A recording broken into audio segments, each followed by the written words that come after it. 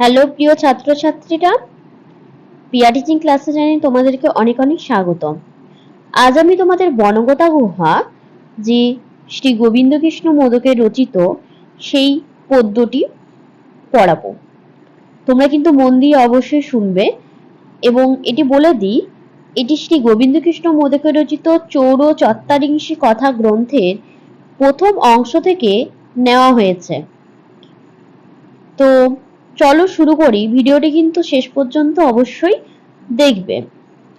তো পুরাকালে পারস্য দেশের এক নগরে কশ্যপ ও অলিপর্বা নামে দুই সহোদর ভাই বাস করত। তাদের বাবার খুব ধনসম্পদ ছিল না। দুই হতদরিদ্র সন্তানকে মৃত্যুর আগে নিজের সম্পত্তি তাদের মধ্যে সমানভাবে ভাগ করে দেন, যাতে তারা ধনসম্পদ সংগ্রহে সমানভাবে সচেষ্ট হয়। কশ্যপ এক ধনীর কন্যাকে বিবাহ করে। এর ফলে সে তখনই নগরবাসী ধনী বণিকদের সমান হয়ে ওঠে। সেই থেকে সে নানা বিলাস ব্যসনে কাল কাটাতে থাকে। প্রভূত ধনসম্পত্তির প্রভাবে সে যেটা চাইতো কোনোটাই তার হাতের বাইরে ছিল না, অর্থাৎ যেটা সে চাইতো সেটা সে পেয়ে যেত। এদিকে অলিপর্বা আর্থিক অবস্থা যেমন তেমনি তার শ্বশুরের ক্ষেত্রেও অল্পমাত্র ধনসম্পত্তি ছিল, যার ফলে সে সৌন্দর্যহীন পর্ণকুটিরে বসবাস করত। অতি কষ্টে সে স্ত্রী পুত্র নিয়ে সংসার চালাতো। সে প্রত্যহ প্রত্যুষে উঠে জ্বালানির কাঠ কাটার জন্য জঙ্গলে যেত। জ্বালানি কাঠ 3টি গাধার পিঠে চাপিয়ে দিত এবং শহরে নিয়ে আসতো। এখানে সে বিক্রি করে যা প্রাপ্ত অর্থ পেত, সেই অর্থের সাহায্যে তার জীবিকা নির্বাহ হতো। একদিন অলিপর্বা নিত্যদিনের মতো বনে গিয়েছিল এবং সেখানে প্রচুর কাঠ কেটেছিল। হঠাৎ দূরের আকাশে বিস্তৃত ধুলারাশি তার চোখের সামনে এলো। সেদিকে সে সজাগ দৃষ্টি দিল। ধুলার রাশি অলিপর্বার দিকে সবেগে ধেয়ে আসছে। বেগে ধাবিত অশ্বারোহীদের ঘোড়ার পায়ের আঘাতে উত্থিত ধুলারাশি। যেহেতু সেখানে রাজপুরুষগণ ভ্রমণ করেন না, সেহেতু দস্যুদের ঘোড়ার খুরের দ্বারা ধুলারাশি সর্বত্র ছড়িয়ে পড়ে। এই ভেবে সে তখনই এমন একটা গোপন স্থান বেছে নিল যেখান থেকে সে চোরদের সবকিছু দেখতে পায়, কিন্তু তাকে কেউ আক্রমণ করতে পারবে না। চোরেরা যতক্ষণ না সরে যাচ্ছে ততক্ষণ সে এই গুপ্ত স্থানে লুকিয়ে থাকলো। চোরদের কাছে আসতে দেখে সে তৎক্ষণাৎ নিকটবর্তী গাছে চড়ে বসলো। সেই গাছের শাখা ঘন পল্লবে আচ্ছন্ন।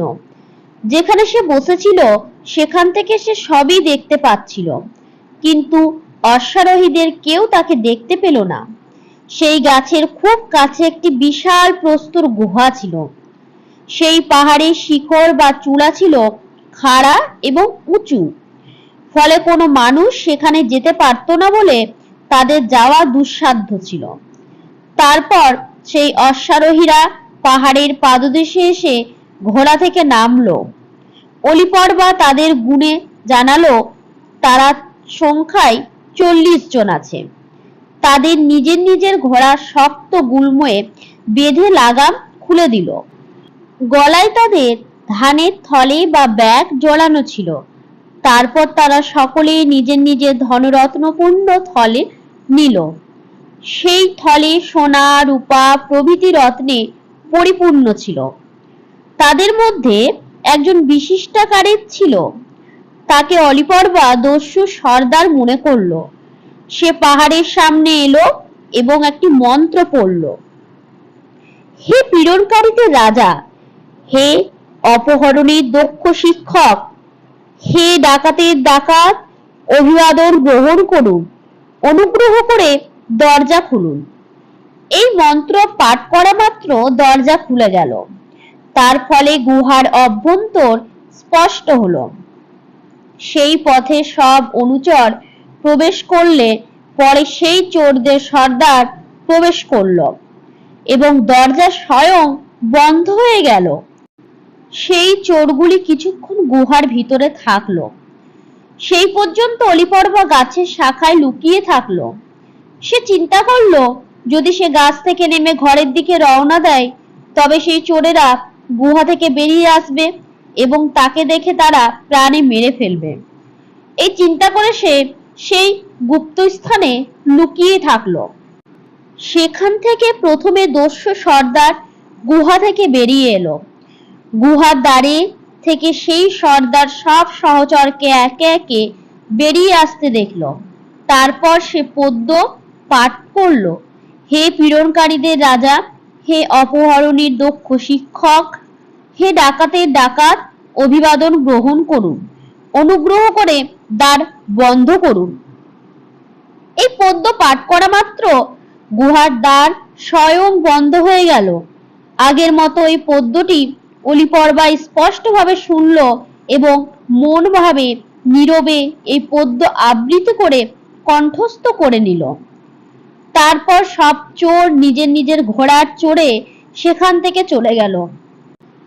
অলিপর্বা তখনও সেই গুপ্ত স্থান ত্যাগ করলো না। সে শঙ্কিত চিত্তে চিন্তা করলো যদি সে গাছ থেকে নেমে পালানোর আগেই ভুলে যাওয়া কোনো কিছু আনতে কোনো চোর ফিরে আসে তবে অলিপর্বাকে দেখা মাত্র বন্দি করবে। সে আরো চিন্তা করলো সে কি পারে না পূর্বে বলা মন্ত্রের দ্বারা গুহার দ্বার খুলতে। তাহলে দেখি, তারপর ভাগ্যে যা আছে তাই হবে। এরূপ চিন্তা করে সে গাছ থেকে নেমে তৃচ্ছানাদিত শৈল মুখ পর্যন্ত পায়ে হেঁটে এলো এবং এই পদ্য পাঠ করলো, হে পীড়নকারীদের রাজা, হে অপহরণীর দক্ষ শিক্ষক, হে ডাকাতের ডাকাত, অভিবাদন গ্রহণ করুন, অনুগ্রহ করে দরজা খুলুন। এই সঙ্গীত পাঠ করা মাত্র গুহার দ্বার খুলে গেল। গুহার মধ্যে প্রবেশ করে অলিপর্বা সব দিকে ছড়িয়ে ছিটিয়ে থাকা এবং বস্তাবন্দি রাশিকৃত প্রচুর দ্রব্য এবং মহামূল্যবান সোনারূপার মোটা মোটা অলংকার রেশমি কাপড়ে ঢাকা তা সব দেখল।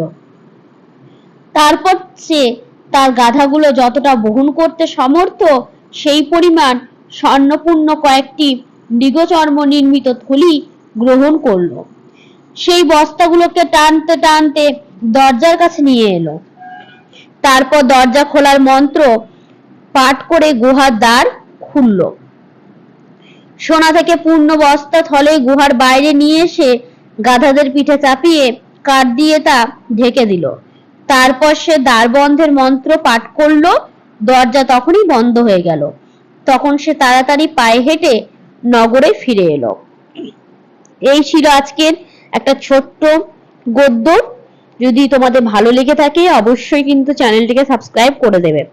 যদি এরকমই নতুন নতুন তোমরা ভিডিও পেতে চাও তো অবশ্যই কমেন্ট সেকশনে কিন্তু কমেন্ট করে জানাবে। আবার আজকের ভিডিওটি এই পর্যন্তই। নেক্সট ভিডিও খুব তাড়াতাড়ি নিয়ে আসবো।